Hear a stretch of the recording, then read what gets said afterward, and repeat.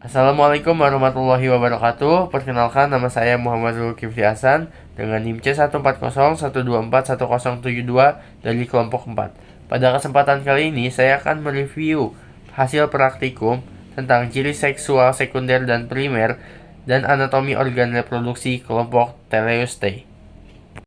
Kelompok ikan Teleostei merupakan kelompok ikan bertulang sejati yang struktur rangka tubuhnya didominasi oleh tulang keras, insang yang berada di dalam rongga tubuh yang tertutup oleh operkulum, serta bagian luar tubuh umumnya dilapisi sisik.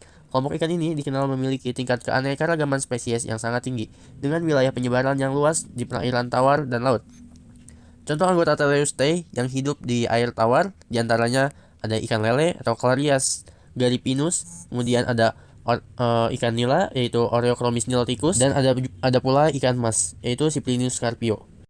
Wiharti dan Hanik 2022.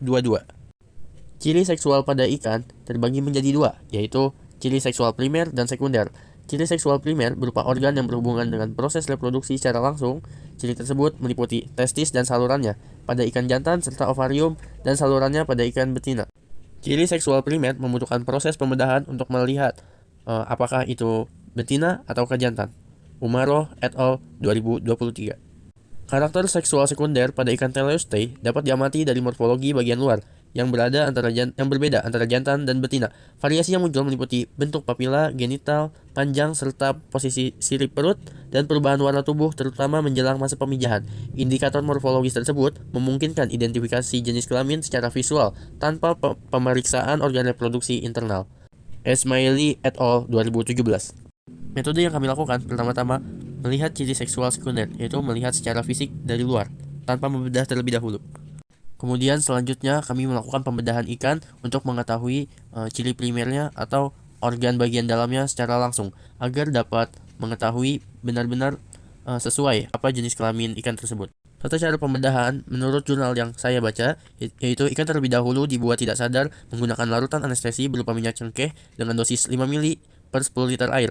Kemudian proses pembedahan dilakukan secara vertikal dari lubang anus hingga operkulum untuk mengambil organ gonad dan hati yang telah diambil, kemudian ditimbang guna menghitung nilai indeks kematangan gonad dan kebutuhan yang lainnya. Febrianti et al. 2021. Namun pada praktikum kali ini agak berbeda, yaitu penyayatan dimulai dari atas operkulum sejajar dengan literal line, kemudian mengarah ke arah badan, kemudian dibelokkan hingga ke arah bawah anus, tetapi tidak tepat di bagian anusnya, karena khawatir nanti dapat merusak bagian anusnya yang nantinya untuk kebutuhan identifikasi.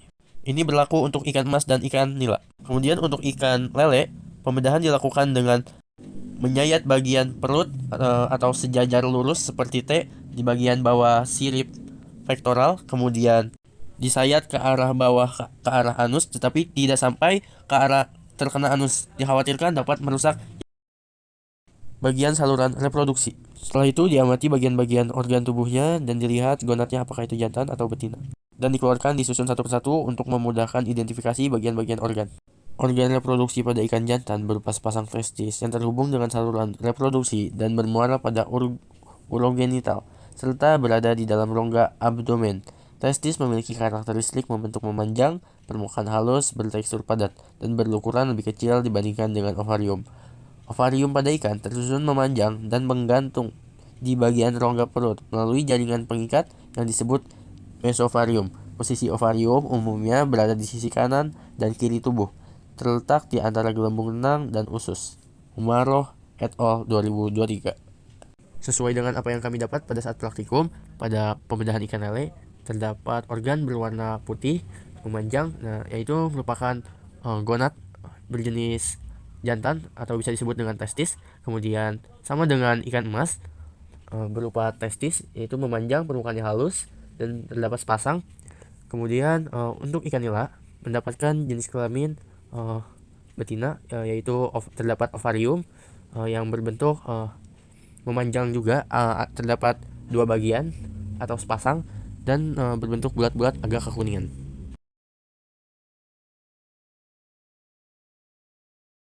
Ya, sekian dari saya. Mohon maaf bila ada kesalahan dalam perkataan. Terima kasih sudah menonton. Semoga bermanfaat. Wassalamualaikum warahmatullahi wabarakatuh.